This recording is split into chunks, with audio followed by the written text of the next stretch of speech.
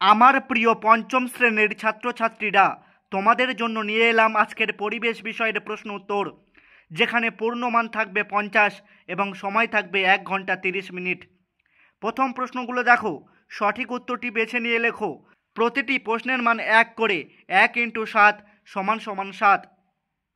প্রথম প্রশ্ন, লোকালয়ের মাঝে যেসব ছোট ছোট বন তৈরি করা হয় সেগুলিকে বলে? উত্তর ক, সমাজভিত্তিক বন। 2 নম্বর দাগের প্রশ্নটা দেখো, কয়লা খনির মধ্যে অক্সিজেন পাঠানো হয় কারণ? উত্তর হবে গ, খনির শ্রমিকদের শ্বাসকার্য চালানোর জন্য। 3 নম্বর দাগের প্রশ্নটা দেখো, সূর্যের আলো দিয়ে তৈরি হয়? উত্তর হবে ক, বিদ্যুৎ। 4 নম্বর দাগের প্রশ্নটি দেখো, ঝালং জলবিদ্যুৎ কেন্দ্রটি গড়ে উঠেছে? উত্তর হবে গ, জলঢাকা নদীতে। 5 নম্বর দাগের প্রশ্নটা দেখো, গরম লাভা বাইরে বেরিয়ে আসে? উত্তর হবে খ, আগ্নেয়গিরি থেকে। 6 নম্বর প্রশ্নটা দেখো, নরম কাণ্ডের গাছ হলো? উত্তর হবে ক, কলা। 7 নম্বর দাগের প্রশ্নটা দেখো, আজ সকাল 9টায় মুখ্য জোয়ার হলে কাল মুখ্য জোয়ার হতে পারে? উত্তর হবে খ, সকাল 9টা 52 মিনিটে। 2 দাগের প্রশ্নটা দেখো, শূন্যস্থান পূরণ করো। প্রতিটি প্রশ্নের মান 1 করে, 1 × 5 = 5। 2 ধোঁয়ার মধ্যে থাকা সবচেয়ে বিষাক্ত গ্যাসের নাম হলো ড্যাশ? উত্তর হবে কার্বন মনোক্সাইড। 2 দাগের প্রশ্ন, যিনি পরিষেবা গ্রহণ করেন তাকে ড্যাশ বলে? উত্তর হবে উপভোক্তা। 3 দাগের প্রশ্ন, জেলির শিশিতে ড্যাশ ছাপ থাকে? উত্তর হবে FPO। 4 নম্বর দাগের প্রশ্ন, যেখানে বেশি ড্যাশ হয় সেখানকার মানুষ কাঠের বাড়িতে থাকে? উত্তর হবে ভূমিকম্প। 5 দাগের প্রশ্ন, পশ্চিমবঙ্গের প্রধান খনিজ সম্পদ হলো ড্যাশ? উত্তর হবে কয়লা।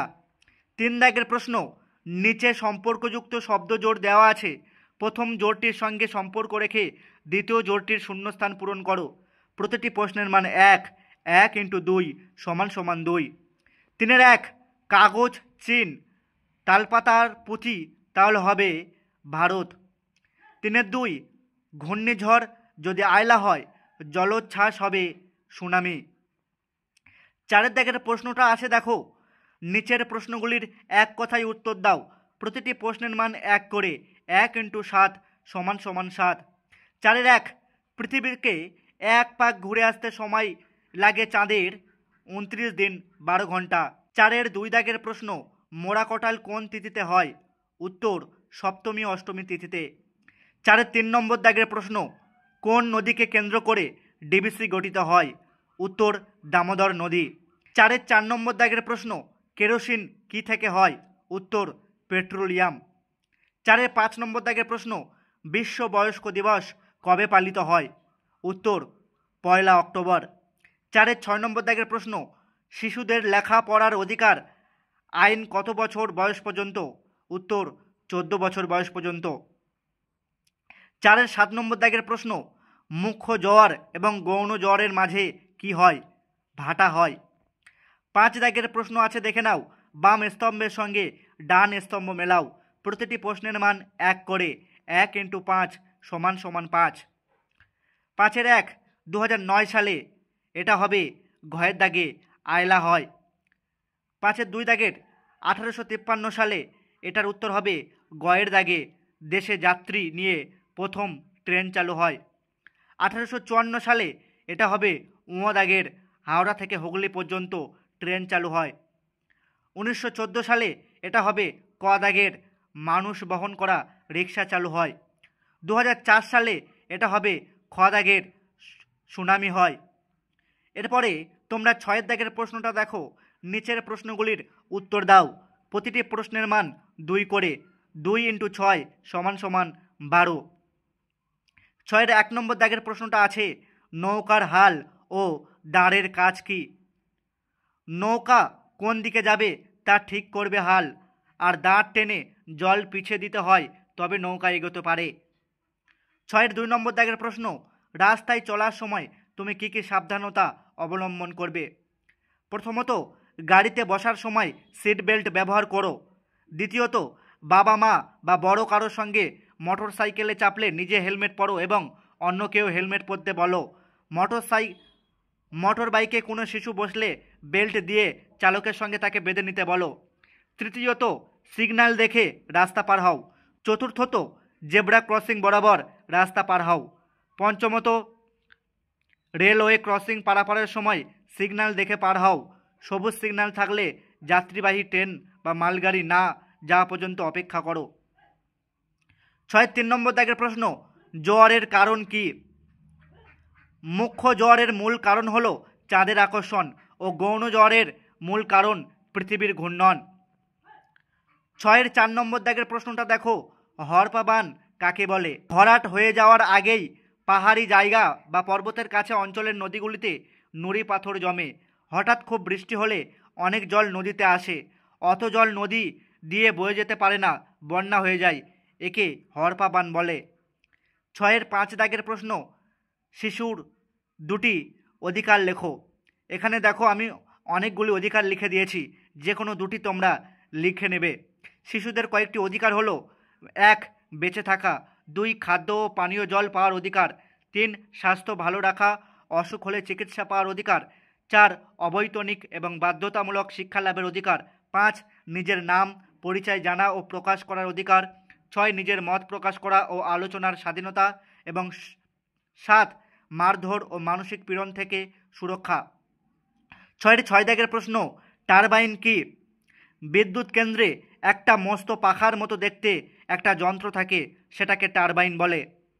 এবার দেখো তোমরা 7 দাগের প্রশ্ন আছে, নিম্নলিখিত প্রশ্নগুলির উত্তর দাও, যে কোনো 4টি। প্রতিটি প্রশ্নের মান 3 করে, 3 × 4 = 12। 7 1 নম্বর দাগে, আবহাওয়া কাকে বলে? আবহাওয়ার পূর্বাভাস কোন কোন মাধ্যমের থেকে পাওয়া যায়?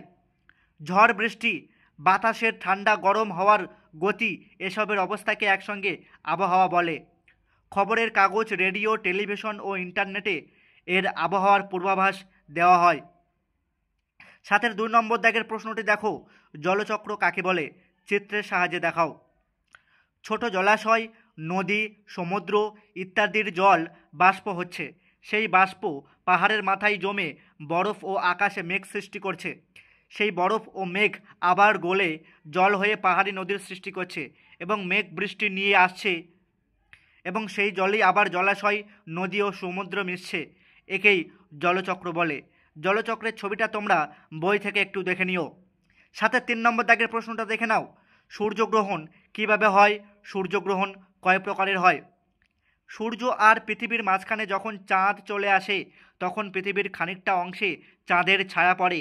যতক্ষণ চাঁদ ওখানে থাকে ততক্ষণ সূর্য আড়াল হয়ে যায়। এইভাবে সূর্যগ্রহণ হয়।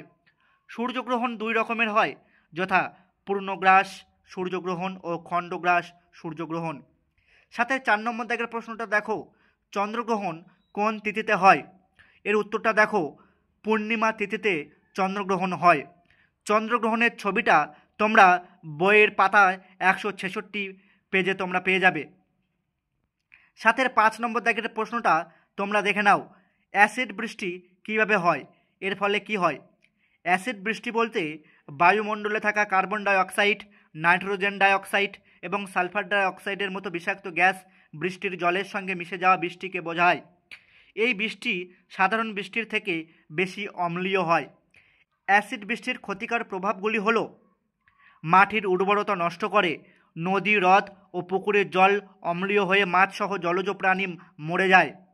3 নম্বর, গাছপালা ও ফসল নষ্ট হয়, মার্বেল বা চুনাপাথরের তৈরি ভবন ও মূর্তির ক্ষয় হয় এবং 5 নম্বর হলো মানুষের চোখ, ত্বক ও শ্বাসযন্ত্রে সমস্যা করে। সাথে 6 নম্বর দাগের প্রশ্ন, কয়লা খনি অঞ্চলে ধসের সমস্যা মোকাবিলা করা যায় কিভাবে? খনি অঞ্চলে প্রচুর পরিমাণে গাছ লাগাতে হবে।